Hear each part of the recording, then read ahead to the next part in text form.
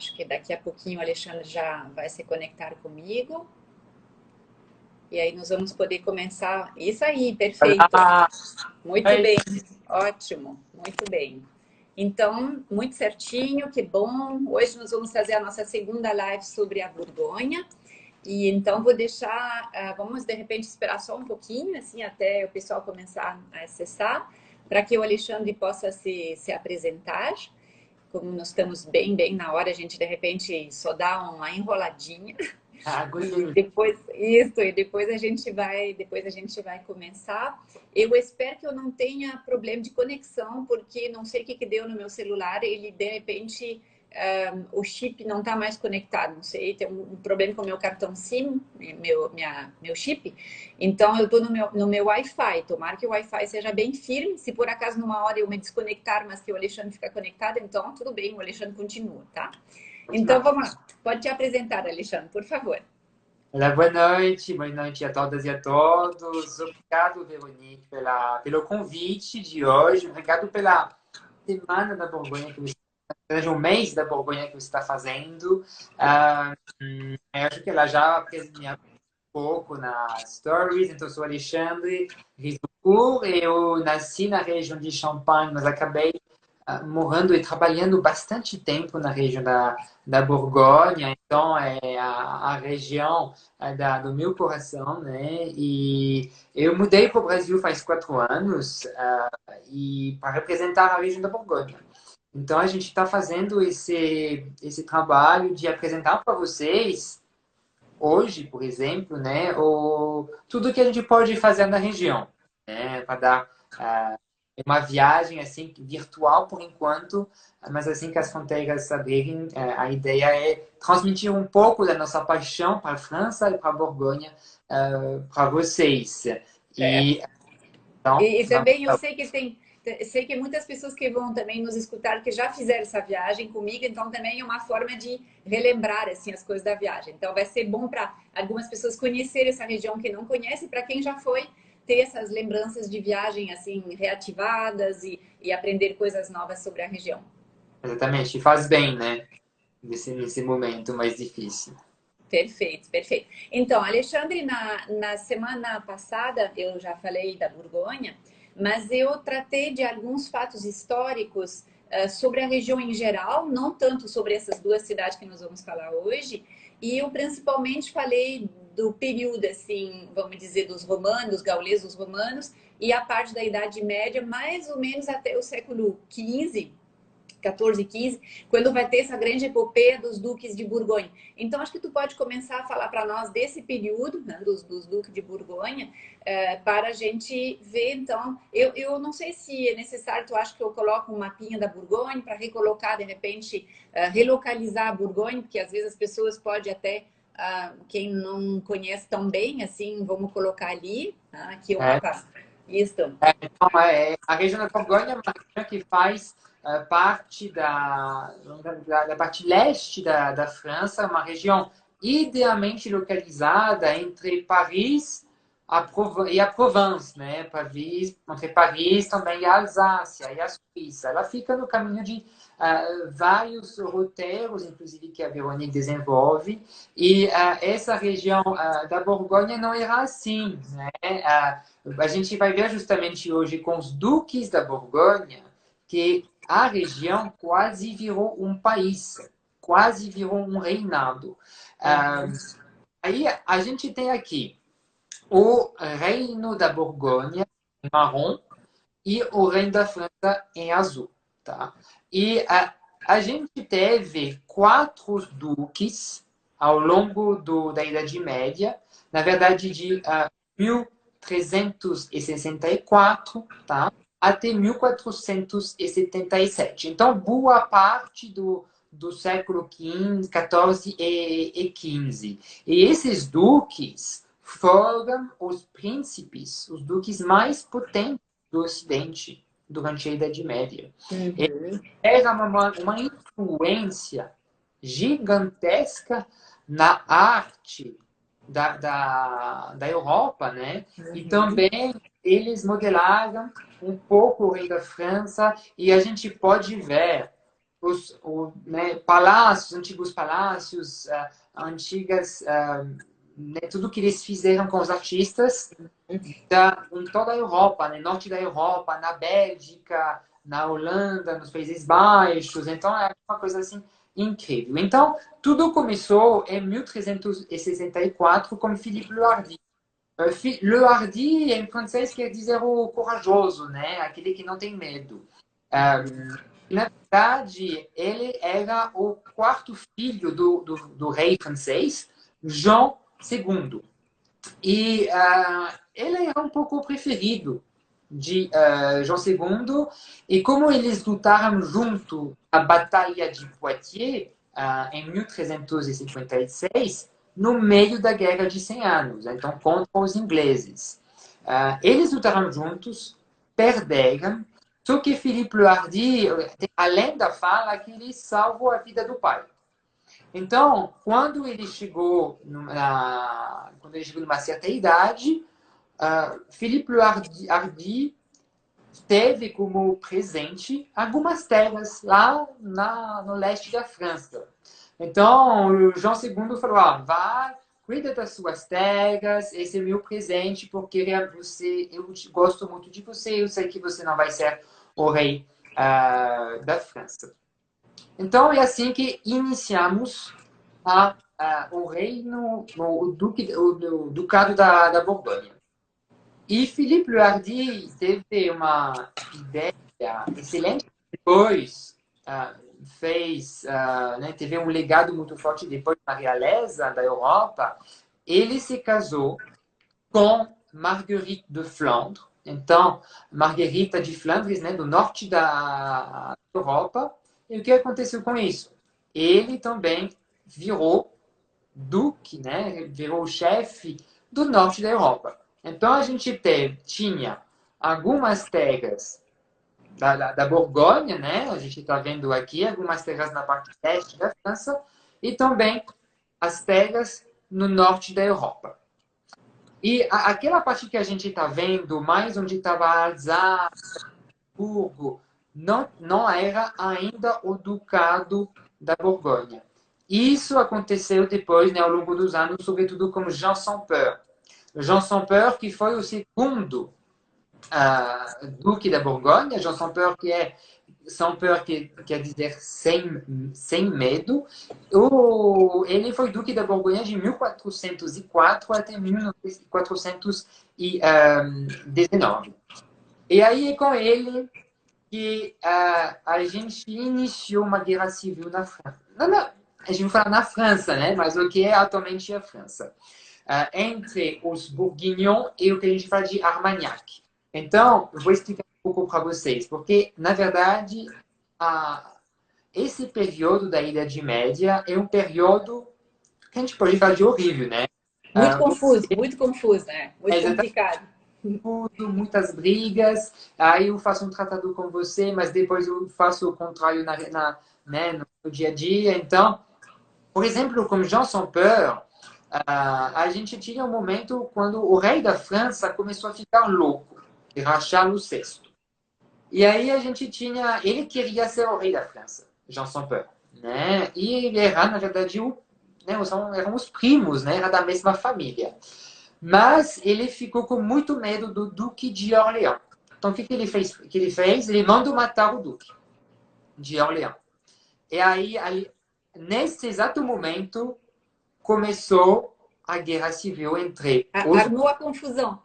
Exatamente. É alguma confusão, né? Queria tentar a paz e pegar o trono, mas não funcionou. E ele é uma pessoa muito, né, ele sabia falar com as pessoas, então ele tentava pegar o melhor dos tratados com os franceses e o melhor dos ingleses, porque a gente estava no meio da Guerra de 100 Anos. Né? Então ele aproveitou um pouco também dessa situação. Ele foi muito diplomático, na realidade. Ele foi Exatamente. Muito, assim... Foi muito diplomático e é totalmente o contrário do seguinte, isso a gente vai ver depois. E, enfim, ele fez guerra, ele também pegou um pouco, ele que juntou a parte sul do Ducado da Borgonha e a parte norte, pegando algumas terras. Aquele meio da Alsácia por ali. Uhum. Exatamente, é. Então, ele fez isso sempre tentando falar, tentando matar menos pessoas. Só que o fato de ter assassinado o Duque de Orleans, como, né, não deu muito certo, ele foi assassinado em 1419, né? E então é o filho dele, Philippe le Bon, que herdou não o trono, né? Vai falar o trono da Do Borgonha. Ducado. Uhum. E Philippe le Bon, ele queria se vingar do assassinato do pai.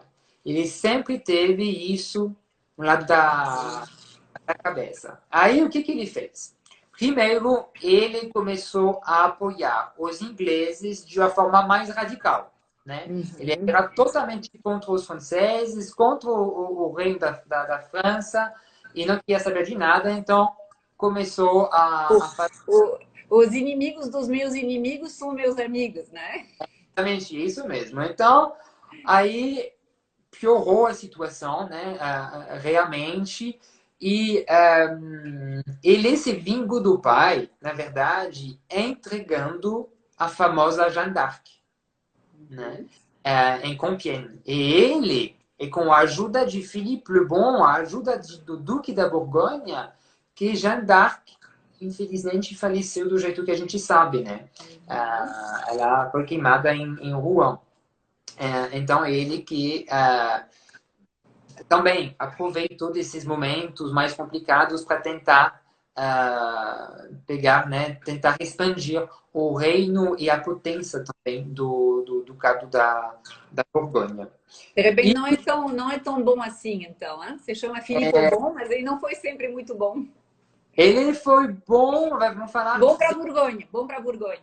exatamente, ele foi bom quando quando acabou a Guerra de 100 Anos, em 1453. Foram 14 anos do reino dele, do reinado dele, no qual ele chegou a desenvolver bastante a arte e os monumentos, a arquitetura, porque ele era apaixonado por arte mesmo. Mas era um grande oportunista. Realmente, né? Depois da Guerra de 100 Anos, ele mudou de ideia e ficou do lado dos franceses, né? Então, realmente, esse Philippe le Bon tinha que ter muito cuidado com ele.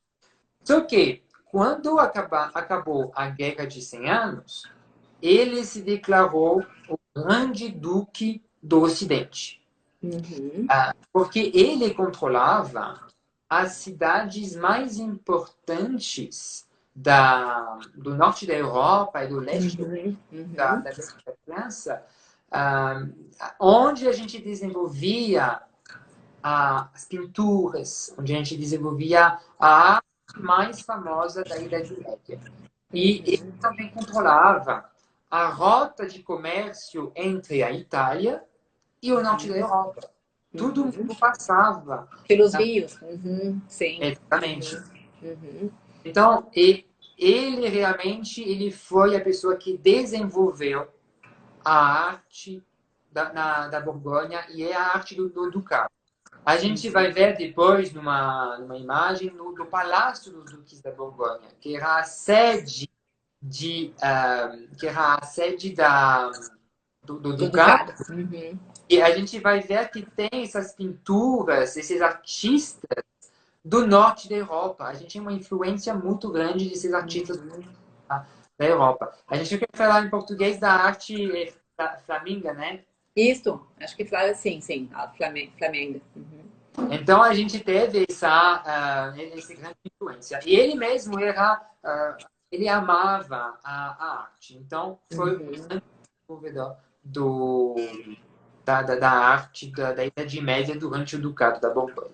E é ele também que desenvolveu, que iniciou o que a gente chama de Toison d'Or. A Toison d'Or é atualmente a mais alta decoração do Reino da Espanha. Né? Eu não sabia. Uhum. Então, que aquele anel, aquele...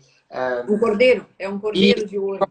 que coloca, que é o símbolo da Toison d'Or. E ele mesmo que estabeleceu essa confraria, né? Vamos falar de cavaleiros, na Idade Média e que hoje em dia é a mais alta decoração, né? Condecoração do Reino da Espanha. Uhum. Então, depois de Philippe le Bon, chegou Charles le Téméraire, o último dos 4 duques da Borgonha. Eles estão vendo, né?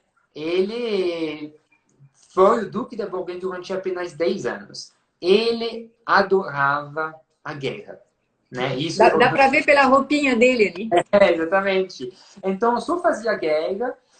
Ele chegou a fazer ele chegou a falar um pouco com o Império Germânico para virar rei, né? Uhum. A Borgonha quase virou um reinado, né? Quase virou um país em si.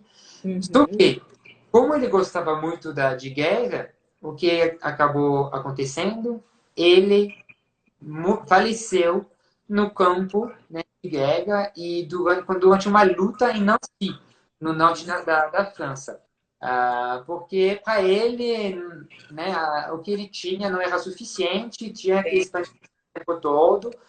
Só que, infelizmente, em 1477, morreu, né? E a gente nunca achou o corpo dele. Aparentemente, foi jogado assim na cidade de Nancy. A lenda fala que são os lobos que comeram o corpo dele. Então, final triste, né, para Charles le Téméraire. E é nesse exato momento que o Ducado da Borgonha começou a declinar. Então, a filha dele, Marie de Bourgogne, começou a falar um pouco com o rei da França, Louis XI, Louis XI, só que não deu muito certo. O rei da França invadiu a Borgonha e foi realmente o final do Ducado Sim. da Borgonha. Sim. Anexaram, eu li um pouco também semana passada, essa anexação, na verdade, foi super complicado, porque teve uns momentos assim que ficou assim ainda um pouco ducado, dependia de uma série de alianças, mas grosso modo, depois do fim também dessa Maria de Borgonha, aí termina, assim, entra dentro do Reino da França. Exatamente. Mas a Marie de Bourgogne, depois ela casou com Habsburgo e o neto dela era apenas, né, o Charles V. Então, ela também fez parte da história, não muito da Borgonha, mas apenas para ter como neto o Charles V, ela também participou da história da Eu acho que Europa. tu tem que dizer Carlos V, porque aqui Charles Isso, Quint o pessoal não associa. Carlos é, V da Espanha, isso. Da exatamente. Espanha, do Santo Império Germânico, isso. Exatamente. Então, né, um grande personagem da Europa, né? E então é isso. Tivemos esses 4 duques que tiveram essa grande influência na Europa e vamos ver justamente um pouco com o que O que eles podemos ver deixaram, isso, o que eles o deixaram. legado Uhum. exatamente. E a Perfeito. gente pode começar, talvez, Veronique, com o Palácio dos Duques da Borgonha. Perfeito. Uhum. Então, o Palácio dos Duques da Borgonha fica na capital regional, que é Dijon. E a gente está vendo esse palácio, esse lindo palácio, onde fica atualmente a prefeitura da cidade de Dijon, né? E o Museu de Belas Artes. Mas você... Vou fazer só um pequeno parênteses. Quando a gente vai a Dijon, se a gente tem a sorte de estar em Dijon no fim de semana, no sábado, a gente sempre vê um casamento dentro desse prédio, porque como na França as pessoas casam na prefeitura, é muito lindo de ver as pessoas, os noivos entrar nesse prédio bonito. Então, quando eu estou em Dijon e que a gente passa ali num sábado, geralmente a gente vê casamento. Exatamente. E a sala de casamento de Dijon é maravilhosa. É uma sala gótica, assim, é sensacional. E vocês estão vendo aqui a parte da frente do palácio é clássico. né? Na verdade, não era assim, não era bem assim, que a gente falou para vocês que os duques da Borgonha eram do momento da Idade Média. E sobretudo o Philippe le Bon, né, gostava muito da arte gótica. Então, agora a Verônica acabou de colocar a foto da parte traseira do palácio. E aí, vocês estão vendo agora o legado que deixaram os duques da Borgonha, que essa parte gótica, esse prédio gótico do Palácio dos Duques da Borgonha. Por que a gente não tem? Por que a gente tem esse legado? Porque, na verdade, quando o Reino da França anexou o ducado, eles falaram o seguinte, ó, vamos transformar esse palácio horrível, que é gótico, então naquela época o gótico de jeito nenhum, né? Tinha que transformar tudo isso e fazer uma coisa mais clássica. A gente pode ver, né, um pouco da simetria e do lado clássico de Versalhes, um pouco, né?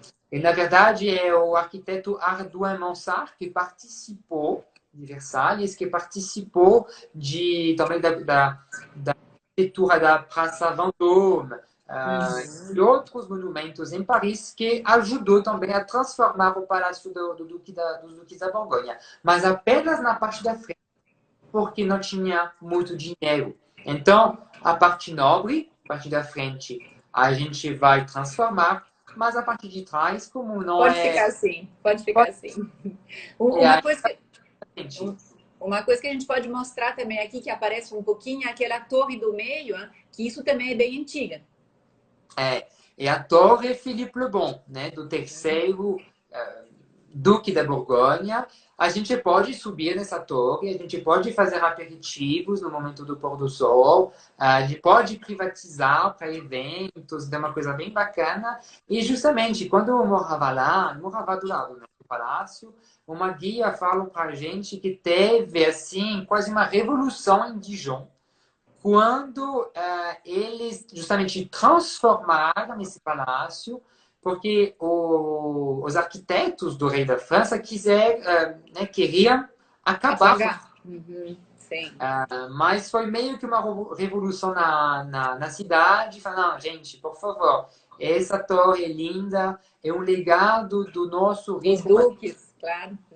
Então a gente vai deixar. Então, ainda bem que eles deixaram, porque agora virou esse cartão postal e a gente tem da Torre Philippe uma linda vista panorâmica, né, na cidade. Perfeito. E aqui temos justamente dentro do palácio o famoso Museu de Belas Artes.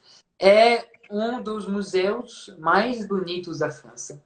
É o segundo museu da França que fica em um antigo Palácio Real. O primeiro é o Louvre, que todo mundo conhece, né? E o segundo é o Museu de Belas Artes de Dijon.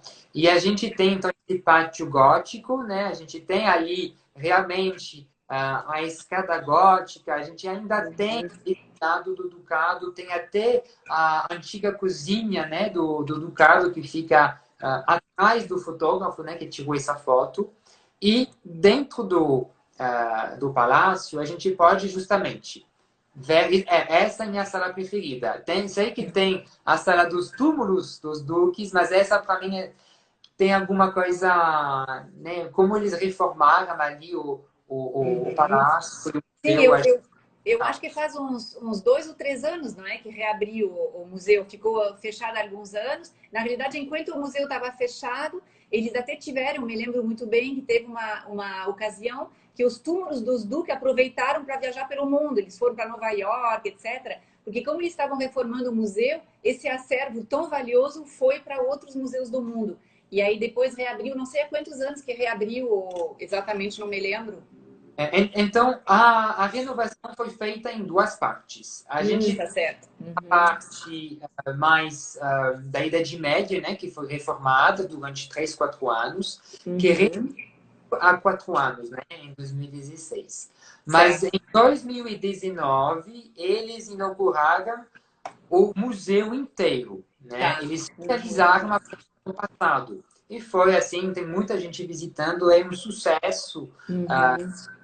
E a gente justamente pode ver a influência dos duques da Borgonha com muitas pinturas de influência do norte da Europa, de pintores dos Países Baixos, da Bélgica, Sim, né? sim, Então, aquela arte primitiva flamenga que é maravilhosa, assim, que é um espetáculo. exatamente. E o que é legal é que quando você faz uma viagem para Borgonha, visitar esse palácio e esse museu, quando depois você vai para uma viagem para a Bélgica, Bruges, Sim, ou até Amsterdã, a gente tem o legado dos duques da Borgonha. tá Então, é certo. Vai reencontrar os artistas, os estilos. exatamente. E temos, como você falou, os túmulos dos duques da Borgonha nesse museu. Nessa sala assim icônica do museu, realmente, onde temos apenas dois túmulos. É o túmulo de Philippe le Hardi, que foi o primeiro, e de Jean sans Peur. E, como a Verônica falou, a gente tem... Então, esses túmulos são obras de artes famosas no mundo inteiro, pela qualidade de escultura gótica e da Idade Média que temos. Sobretudo, um trabalho incrível nesses pequenos, que a gente fala de pleurants, pessoas que choram. Os chorantes. Eles acompanhavam a cerimônia de enterro, né, do Duque, e são eles que deram a volta no mundo. Foram extremamente famosos. Aqui Eles uma pena porque o meu rosto aqui ficou na frente de um dos dois padres ali, que é uma foto que eu tinha colocado assim, que eu bati bem de pertinho, mas mesmo que eu estou atrapalhando aqui para vocês verem a foto, vocês podem ver que essa parte da escultura é feita em alabastro e o livro que ele tem na mão, vocês podem ver assim, o livro a gente vê as folhas da Bíblia, é uma coisa extraordinária assim. E esse personagem não é muito grande, é uma estátua que deve ter que eu diria, uns 40 centímetros, alguma coisa assim, mais ou menos. Então, é realmente um trabalho extraordinário. Vou te deixar falar. Só queria Não, dizer que eu sou fã também desses túmulos. exatamente. E aí eles fizeram uma volta no mundo justamente, né, para aproveitar um pouco, como o museu estava fechado, e a gente mostrou um pouco para o mundo. Fizeram até uma parada em Nova York, e aí foi um grande sucesso mesmo. E esses túmulos, antigamente, eles ficavam em um antigo mosteiro, que é o mosteiro de Chartreuse de Champmol, onde, então, a gente tem aqui essa foto. A gente tem essa foto do Calvário, né? Antigo Calvário. Eles chamam, na realidade, o poço de Moisés, que eles dizem. Exatamente. Ah.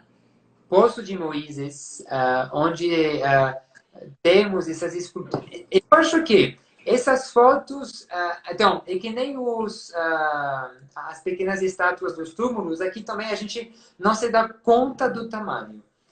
Aqui é o contrário, é gigante, é enorme, né? A escultura Eu é acho que muito... aqui nessa foto, não dá porque eu estou na frente. Eu estou bem na frente do lugar que vocês têm que olhar. Mas na realidade, vocês veem o tamanho das pessoas, aí a gente vê esse prédio que foi construído ao redor do poço para proteger. E então, dentro desse prédio, vocês podem ver umas janelas. Se vocês olhassem pelas janelas, se eu não estivesse na frente, vocês poderiam ver que as estátuas estão do tamanho mais ou menos das janelas. Então, elas são do tamanho, eu diria, de uns 3 metros, 4 metros, assim, cada estátua. Exatamente, não, é realmente impressionante. E esse poço de Moisés, ele na verdade ficava no meio do claustro, né? Isso. Uhum. E era a base de um cavalo, né? Onde tinha uma cruz, mas aí a gente só tem agora a base. E é ali que Philippe le Hardi decidiu colocar o seu túmulo. E é ali que todos os duques da Borgonha foram enterrados. Só que passou a Revolução Francesa em 1789. Então, obviamente, né, fizeram destruições, mas a gente conseguiu, né, conservar esses dois túmulos que hoje em dia estão no Museu de Belas Artes. Atualmente, na verdade, o mosteiro ele foi iniciado, né, a construção foi iniciada por Philippe Le Hardy no início, né, do ducado dele. E a ideia era de começar a ajudar o desenvolvimento de artistas e também mostrar a fé que ele tinha. Então, ele, hoje em dia, vale muito a pena ver, realmente, porque um, é o lugar onde é o túmulo dos Duques da Borgonha. Tem uma grande história espiritual e artística também. Eu fui lá visitar uns anos atrás e eu me lembro muito bem porque depois foi transformado, na verdade o monastério foi destruído e foi transformado em hospital.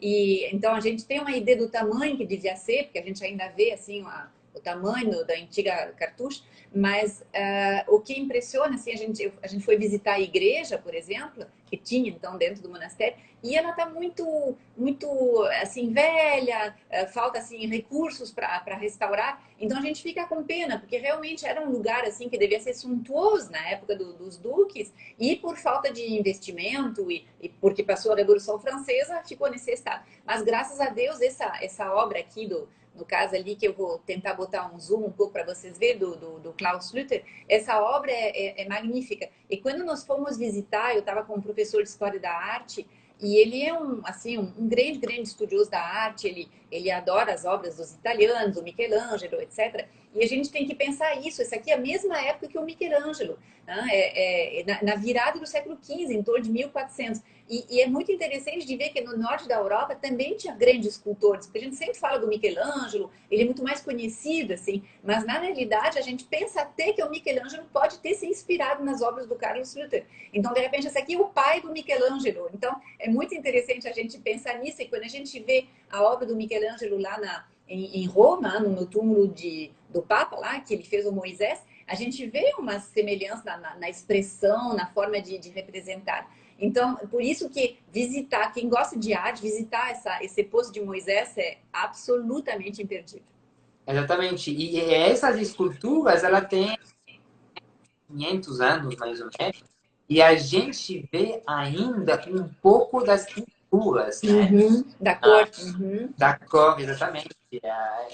Então, dá para ver ainda um pouco dá para se imaginar, mas realmente tem que ter bastante imaginação ou, como você falou, e como você sempre monta os seus grupos, um guia especialista em história de arte para que as pessoas possam entender muito a importância desse monumento, desse poço de Moisés e desse lugar que é de Champollion. Perfeito, perfeito.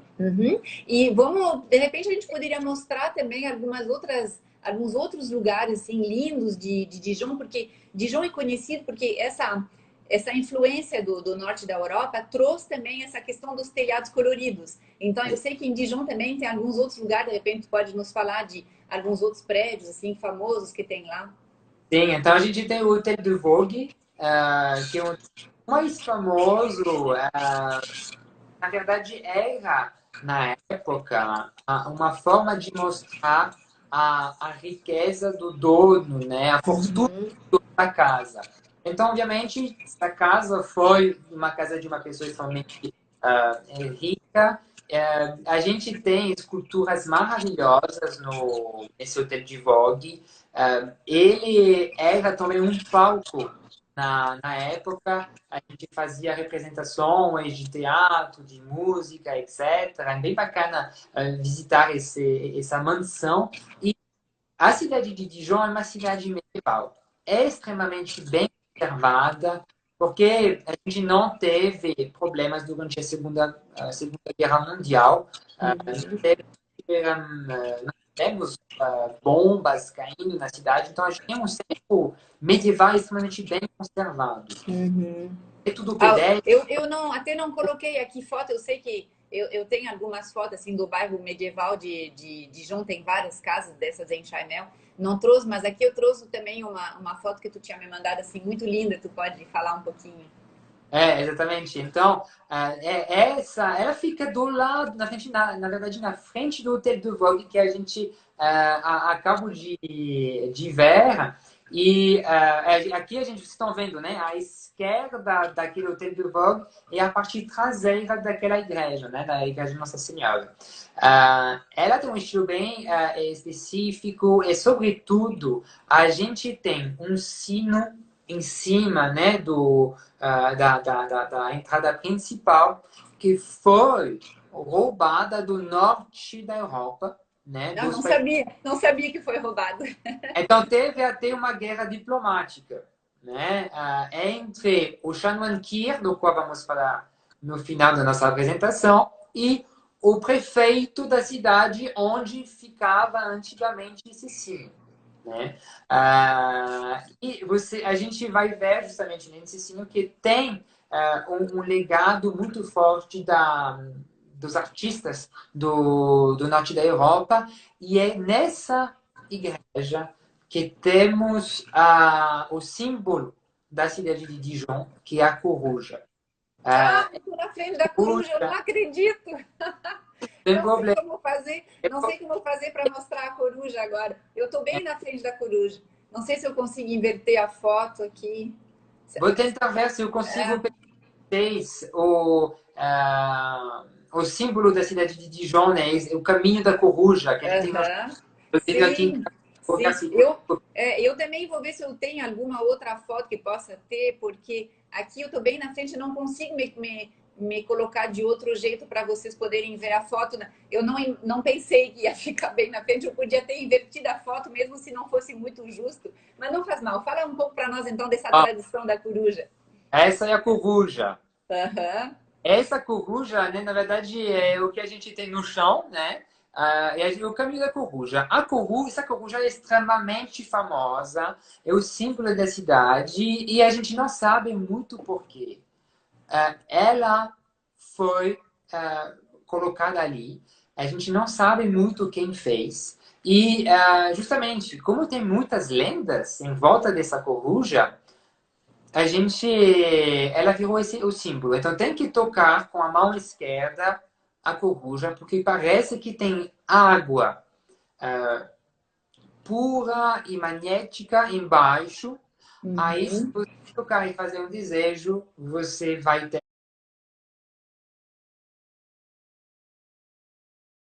o seu desejo realizado.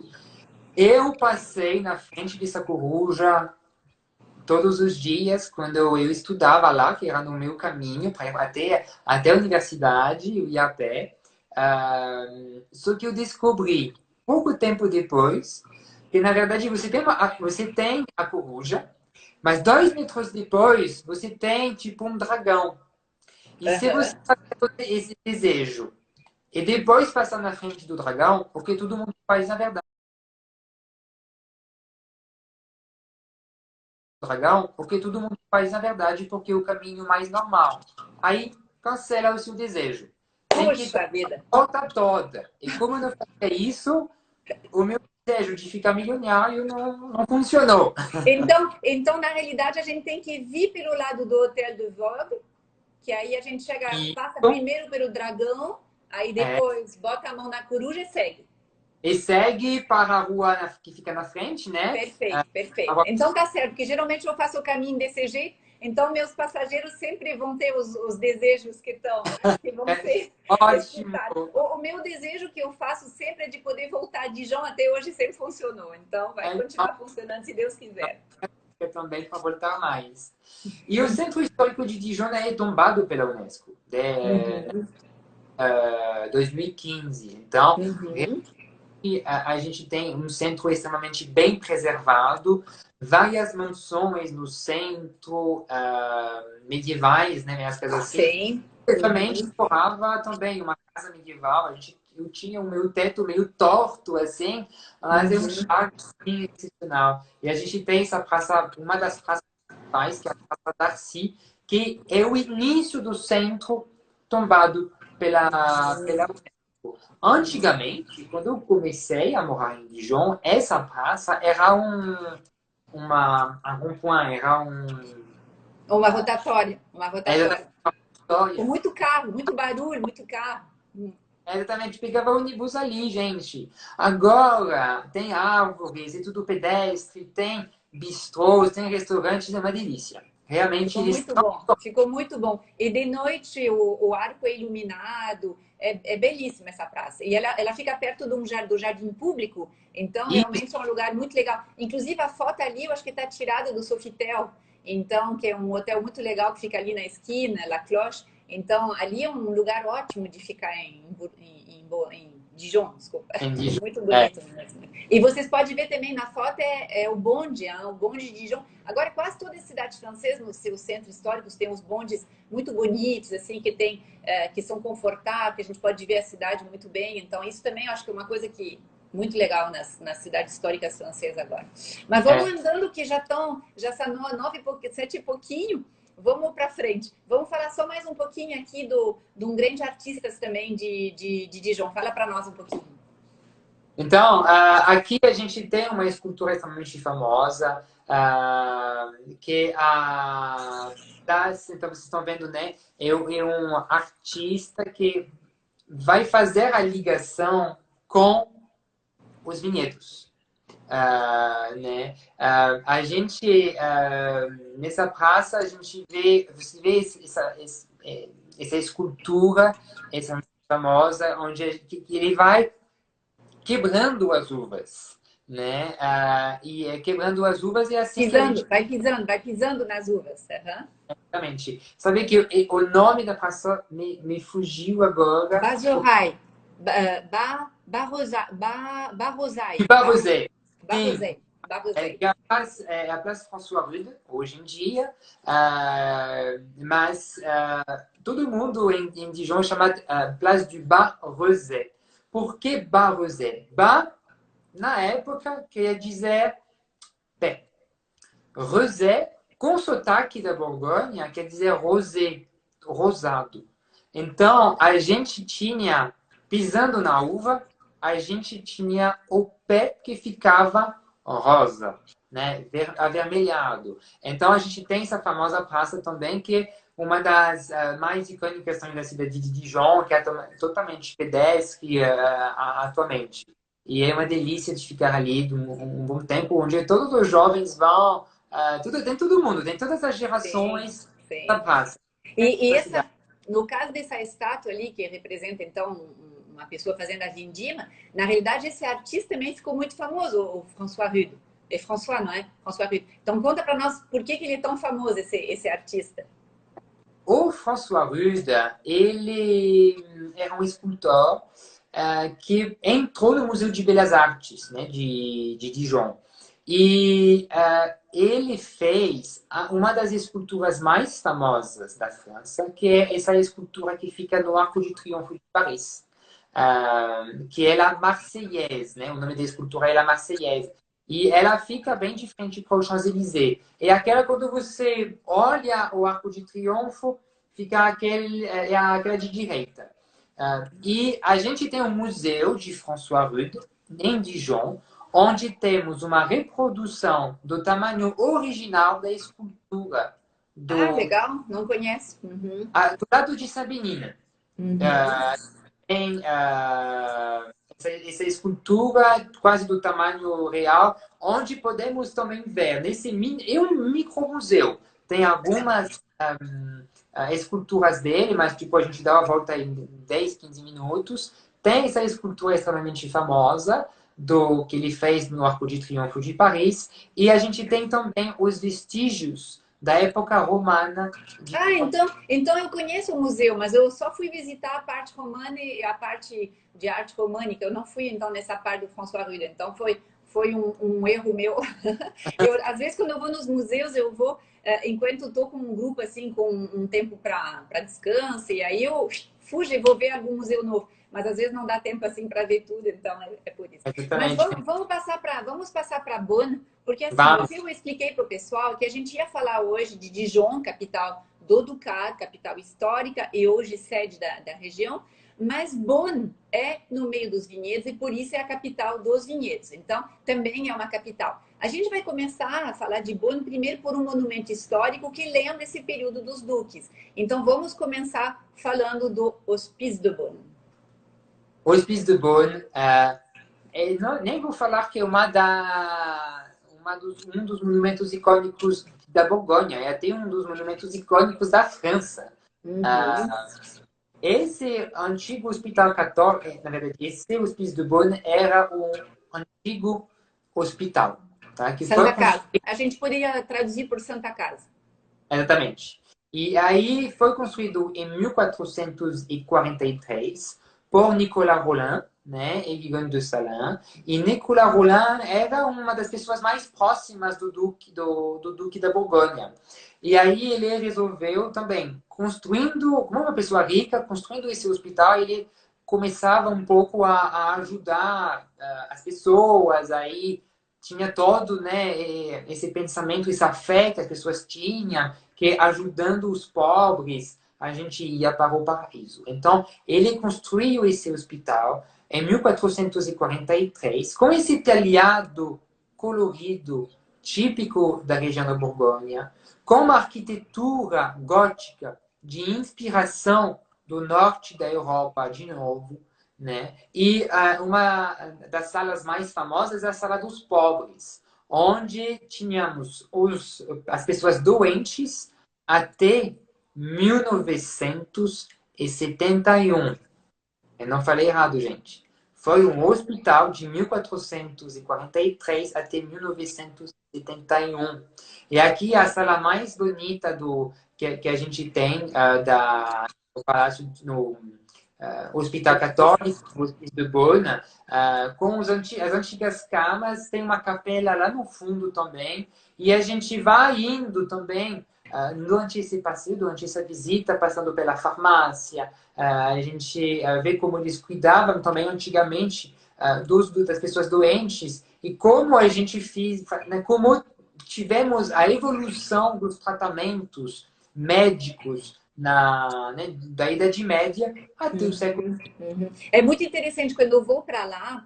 É muito interessante a visita por várias razões. Claro, a questão arquitetural, que é belíssima, assim, é maravilhoso, mas também essa questão médica. Quando eu vou com o médico, eles ficam, assim, apaixonados, porque tem muitas, assim, não sei se é ferramentas, mas instrumentos, assim, que eles usavam, toda a lógica da organização também de um hospital, assim. Então, realmente é muito bonito. Essa primeira sala que a gente estava vendo, que era a sala dos pobres, essa aqui, que era já para o pessoal um pouquinho mais abastada, assim, que era a la VIP do hospital, também a parte da cozinha. Então, realmente é um lugar, assim, eu não tenho aqui foto da farmácia, mas a parte da farmácia também é muito bonita. Então, realmente, assim, é uma visita que é impossível perder quando a gente vai em Bonn, ou na Borgonha ou na França.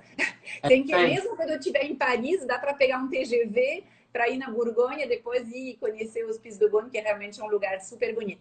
Mas o que tem, para quem gosta de arte, de extraordinário também lá, é aquele quadro lá que a gente vai colocar ali, vou te deixar falar, do Roger van der Weyden. Exatamente. Obrigado por ter falado o nome, que eu não preciso mais falar, porque é complicado. Van Então, der Weyden. a gente falou, né, desses artistas do norte da Europa, e o Roger foi, né, Van der Weyden foi um deles. E essa obra de arte é a mais famosa dele. Era um retábulo, é o retábulo que conta a história do último julgamento.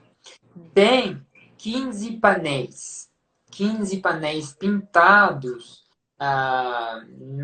vocês estão vendo, né, na Idade Média. Esse retábulo é um dos mais famosos que temos na Europa da Idade Média. Realmente para mim tem que passar pelo menos meia hora na frente desse retábulo, porque ali a gente tem tudo que tem de melhor realmente na pintura daquela época, né? Na pintura flamenga, na pintura da Idade Média. Uhum. Eu adoro ficar ali, adoro. E sempre quando eu vou, assim, às vezes eu vou com um pessoal que não é tão apaixonado por arte, assim, mas eu sempre faço como tu diz, assim, eu digo, ó, isso não dá para passar correndo. Você tem que entrar, você tem que olhar. Eles têm um sistema de lupa, eles têm Isso. uma lupa grande assim que vai descendo para a gente poder ver, porque para quem não conhece assim essa arte primitiva flamenca, ela é com pincel de um fio. Então ela vai num detalhe assim, é impressionante, é uma coisa assim que vai no mínimo. E os detalhes aqui, vou colocar para vocês aqui o São Miguel, o São Miguel pesa as almas, e ali eles colocam aquela lupa e a gente pode ver, aqui estou mostrando um pouco um detalhe, mas eles mostram o detalhe do detalhe, porque eles mostram, por exemplo, um zoom sobre aquele broche de São Miguel, que é um espetáculo, e é do tamanho, assim, eu acho que o broche de São Miguel na pintura não passa de 2 centímetros, mas é uma coisa espetacular, é de uma beleza, assim, é extraordinário. Realmente é uma coisa, assim, que vale a pena visitar os Hospícios do Beaune, pela arquitetura, pela história da medicina e pelo quadro do Van der Weyden. Com certeza, com certeza. Mas tem uma outra coisa, eu já vou pular, porque senão a gente não vai terminar, que eu quero que tu fale para nós dos vinhos do Hospício do Beaune. Exatamente. Então, os vinhos dos Hospícios do Beaune. O Hospício do Beaune, quando ele foi construído no século XV, o senhor Nicolas Rolin, ele, né, queria comprar justamente a entrada no paraíso. E as outras pessoas, os outros nobres, os viticultores, sobretudo, falaram o seguinte, gente... Queriam pegar uma carona. Exatamente. Vou pegar uma carona com Nicolas Rolin. E como que eu posso fazer isso? O que que eu tenho para ajudar? Como que eu posso ir para o paraíso? Então, esses viticultores começaram a dar um pouco, né, uma parcela de vinhedos lá no sul, lá no norte, enfim. E o Hospício do Beaune, assim, chegou, está hoje em dia com muitos vinhedos espalhados pela Borgonha toda, que foram doações dos próprios viticultores, dos nobres daquela época, do Ducado da Borgonha. E isso é muito legal, porque eu sei que eles doavam também terras agrícolas, florestas também. Então, com isso tudo, o hospital conseguia se sustentar. Então, isso é muito legal, produzir alimentos. Com vinho tinha recursos, claro, tinha o vinho de missa para os doentes, tinha o vinho para curar os doentes, e tinha também dinheiro com a venda para poder fazer funcionar o hospital. Então, isso também é uma história extraordinária, que esse patrimônio constituído há 5 séculos atrás ainda existe. É uma coisa incrível. Exatamente. Era uma verdadeira empresa, né, na verdade. Uhum. E como você falou, até hoje em dia ainda funciona dessa forma sobre o financiamento do hospital. Porque 1971, o hospital fechou, acolheu seu último paciente e foram acolhidos em hospitais mais modernos, né? O Hospital Católico de Beaune ainda existe. Sim. Tem casa de repouso, por exemplo. Uhum. Mas tem que financiar tudo isso. E como que a gente vai fazer isso? Então, obviamente, como eu falei para vocês, o Hospital de Beaune é também um viticultor, também uma adega, e também eles fazem vinhos.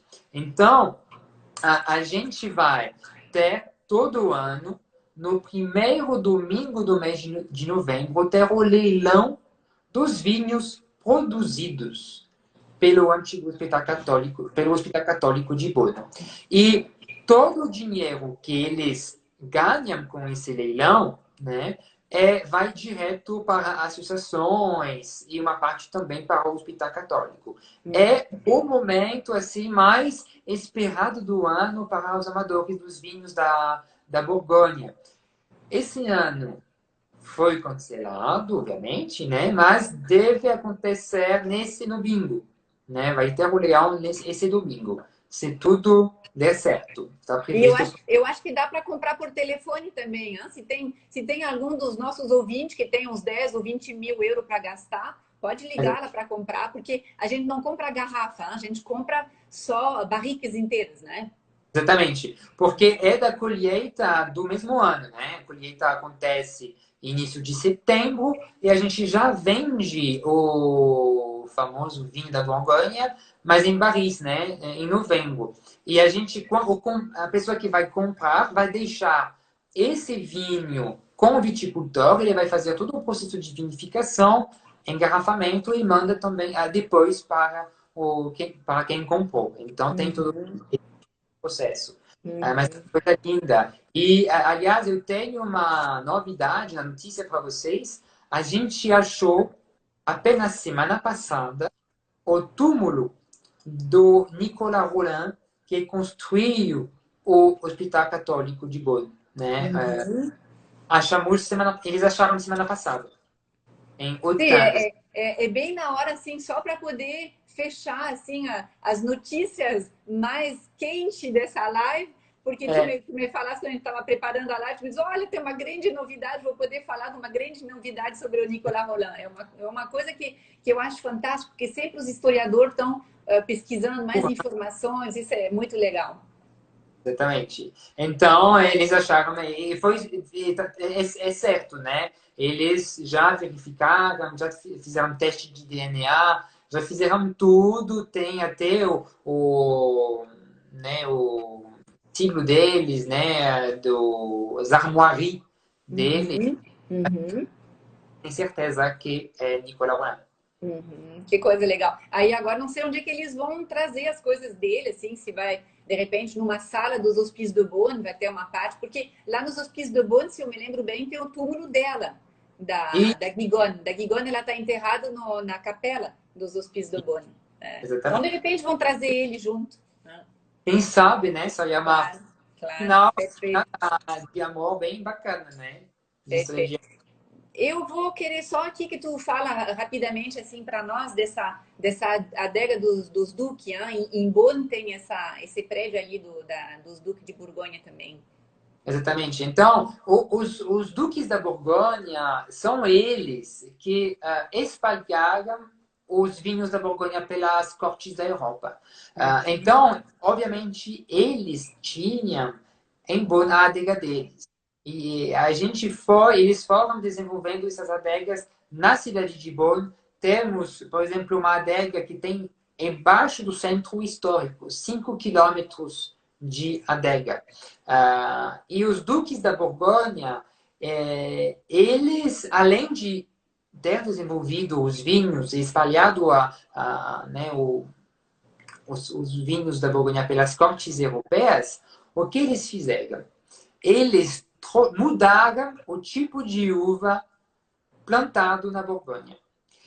Antigamente, a gente tinha o Gamay plantado nos vinhedos da Borgonha. Sei que o Gamay era um vinho fácil de fazer, era considerado como o vinho dos pobres, do povo. Aí eles falaram, gente, eu não vou beber esse vinho, não. Eu tenho que ter alguma coisa mais chique. Então, eles interditaram, foi proibido plantar gamay na época dos duques. E são eles que resolveram plantar o Pinot Noir na região da Borgonha. Porque Uhum. a gente sabe, uma uva mais delicada, é mais difícil trabalhar o Pinot Noir.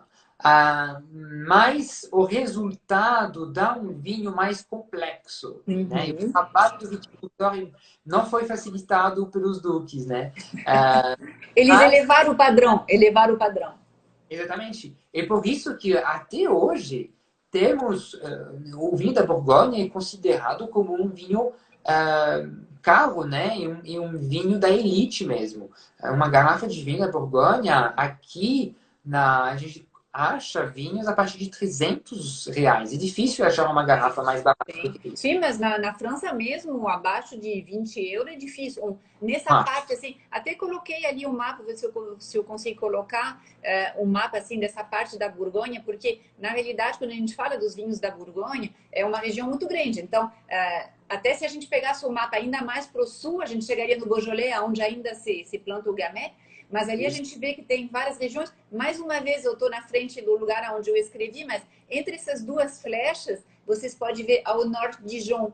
e no meio ali, Beaune. Então, essa área bem de cima, essa parte de cima do mapa que tem esses vinhos tão famosos, assim, da Côte de Nuits, Côte de Beaune. Mas hoje nem vamos falar muito disso, porque senão a gente não vai conseguir. Já faz uma hora que a gente está falando, eu acho que o pessoal está curtindo. A gente vai ter que fazer, assim, fechar sobre alguns outros aspectos. E outra vez eu vou falar ou contigo, ou com outra pessoa, assim, sobre os vinhos da Borgonha, mas eu queria que tu nos falasse, assim, aqui até vou colocar aqui algumas fotos rapidamente, enquanto a gente está, assim, chegando aos finalmente, das caves que a gente pode visitar em Beaune. Então, acho que essa aqui é a cave Patriarche, não é? Isso, é. Então, são negociantes, comerciantes de vinhos, né? Que começaram a ser desenvolvidos na região de Beaune. Então, eles compravam realmente os vinhos dos viticultores e começaram a fazer,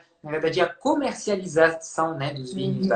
E entre os mais famosos, a gente tem Drouin, Bouche-Paris, a gente tem também Champy, que foi o primeiro negociante de vinhos da Borgonha, e temos Patriarche, aquele negociante que tem 5 quilômetros de adega embaixo da cidade de Beaune. Aqui eu estou mostrando isso. Aqui é a casa do Bouchard, e aqui as degustações que eles organizam, mas ali também estou na frente, coitado do guia que estava o sommelier que estava nos acompanhando ali, ele ficou, sou eu apresentando o vinho ali para vocês. Eles têm um percurso sensorial que a gente aprende assim a reconhecer os sabores, etc. Então é bem legal. Aqui eu coloquei também uma foto da adega nova do Jadot, né, que é logo na saída também de Beaune, que é tudo novo, assim, muito, muito lindo. Mas nós vamos, eu acho que terminar tu nos falando assim do Kir. Fala um pouco para nós do Kir, que é uma coisa. Ai, também eu fiquei na frente da pessoa mais importante da foto. Ah, tudo bem, sem problema. Eu não pensei nisso também quando te mandei. Mas o Chanoine Kir, o cônego Kir, é uma pessoa extremamente famosa. Ele foi o prefeito e deputado de Dijon durante 22 anos, de 1945 até 1968. Era uma pessoa extremamente carismática, né? E o Kir, o Félix Kir, então ele deu o nome para a famosa bebida, que é o Kir. Mas que é um Kir? Um Kir é uma mistura da creme de cassis, aqui do Vedrine, do Super Cassis, que a gente pode até visitar em Nuit Saint-Georges. E na época, depois da guerra, a gente não tinha muito dinheiro, né? Era depois da Segunda Guerra Mundial. Então, ao invés de servir champanhe no banquete da prefeitura, o Chanoine Kir ele falou o seguinte: gente, a gente tem um estoque de vinho branco feito com uma uva pouco produzida na região, que é o Aligoté, que na época produzia um vinho bem ácido. Então não era muito gostoso, tinha muito estoque. Então ele falou, vamos botar um pouco de creme de cassis, que é uma fruta vermelha típica da região. A gente faz o licor e vamos colocar aqui um pouquinho de licor de cassis. Vocês vão ver que aqui a gente tem um licor assim, de altíssima qualidade, porque né, fica grudado no copo. E vamos colocar o aligoté, mas como eu e a Veronique somos pessoas chiques, a gente vai levar um livro. Vamos fazer um Kir Royale. Chique! E como você é de Porto Alegre, eu tenho aqui um espumante brut da Serra Gaúcha. Muito bem, muito Tá bem. Então, é só misturar os dois, que aí a gente tem o famoso o Kir Royale. E aí aqui que o Chanoine Kir, o cônego Kir, que inventou a bebida e deu o nome dele, né, para essa bebida. Então, santé! Santé a todos, que bom, que bom. Olha, Alexandre, eu acho que foi ótima a tua apresentação. Eu acho que o pessoal aprendeu muito sobre essas duas cidades. E em Bonn tem muitas outras coisas também que podem ser feitas. A gente falou só dos hospícios, mas nessa adega dos duques também tem várias prensas e equipamentos assim medievais do vinho, que é interessante. Tem também a igreja a colegial, que é muito lindo. Uma coisa que eu vi nos últimos anos que eu fui lá é o espetáculo de som e luz de noite nos monumentos, assim, que é muito bonito. Tem uma pequena feira também que acontece na frente dos Hospices de Bonn, acho que 2, 3 vezes por semana, que é muito legal. Tem várias pequenas galerias de arte. Realmente, Bonn é uma pequena cidade, assim, muito, muito legal, que ainda tem suas muralhas medievais, então a gente pode passear. Tem também aquela fábrica de mostarda que a gente pode visitar. Então, Bonn é maravilhoso e é no meio dos vinhedos, né? No meio da Côte de Bonn, da Côte de Nuits. Então, realmente, Bonn é um lugar espetacular.